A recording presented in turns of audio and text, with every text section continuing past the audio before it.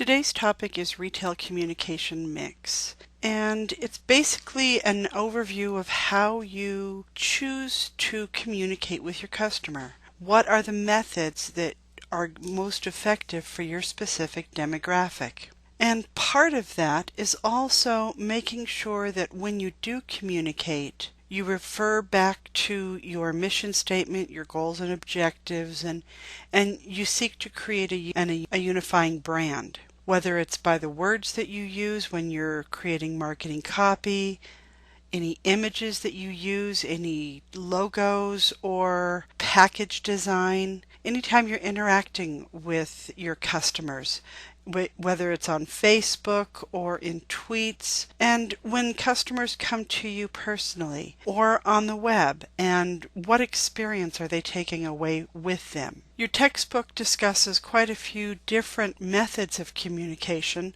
I won't go through them in too much detail because it would just be reinventing the wheel, and that's not necessary. It introduces direct marketing, online marketing, public relations, advertising, personal selling, and sales promotions. So those are all different channels of communication that you can use with your customer. And it's not just a matter of picking one or picking two. It's a matter of looking within each one and what is going to work within each one that's going to build your brand name, the recognition of your company, and build that connection with the customer. Let's take direct marketing, for example. Is your demographic one that responds well to direct mail? Or would email be better? Or maybe a text message? Each one of those is a specific demographic for reaching, and it's important that you know what's going to work best for your specific group. With online marketing, same thing. Is it a website? Is it a blog? Is it social media? Or better yet, is it a combination thereof? Do you include a Facebook page that you periodically put some news related to your business and a link to your website so that you're cross marketing those communication methods? How are you selling? Is it a personal sale? Is it a coupon? Are you offering rebates after a sale? What is it that makes it a special connection for your target market that builds that communication and makes them want that experience? Or maybe you're using advertising and public relations to sponsor an event or to include product placement. It really just depends on what would work best for your group and how many ways and how much time and money you have to be able to devote to your communication efforts. Every one of these takes time, and the majority of them take money. So where will you allot the funds that you're planning to spend with your marketing campaign? So when you're ready to develop your communication program, the steps that you'll take are first to establish your objectives. They tie into the mission statement, and you make sure that they meet SMART format: specific, measurable, attainable, realistic, and time-bound. Determine what budget that you have, and there's a variety of different ways you can go about budgeting. You can do the objective task method, which is to pick your objectives and just go with funding based on what those objectives are and what needs to be done. To me, that would be a little scary and unpredictable in case I wanted to achieve something that was going to cost a little more than I had planned for my budgeting. Affordable budgeting is more of a looking what they feel could be spent. What do you feel you can afford? Problem is people usually don't budget high enough when they choose that method, because budgeting can be expensive and sometimes it's hard to measure. The preferred method is percentage of sales. And that way, as your sales increase and you grow, your marketing budget grows as well. And it just ties in directly.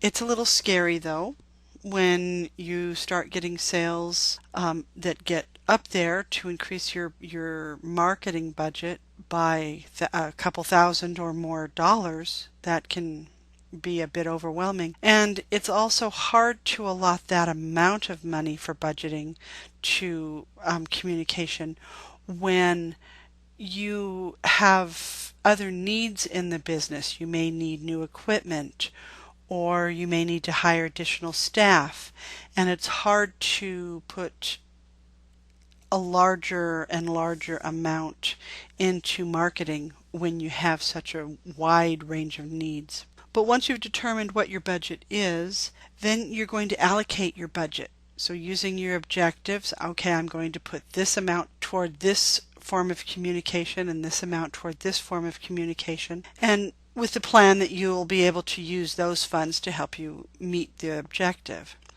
You implement your plan, and then you evaluate your results. Were you able to indeed meet the objectives that you set? If so, did it go well? Do you need to make adjustments? And then you start the process again. And as you're doing this, of course, you're keeping that consistent brand and that consistent communication effort so that you get that commonality. One brand that's done this very well is American Girl. Whether you're going to their website, whether you're going to their Facebook account, whether you're online playing games, you're interacting, whether it's taking a poll, whether it is getting involved with the reading material and reading about the different dolls, or whether it is having an e-card sent at no charge to other people so that they can interact as well. So there's a lot of different things, and you'll notice that universally the color combinations all tie in well together.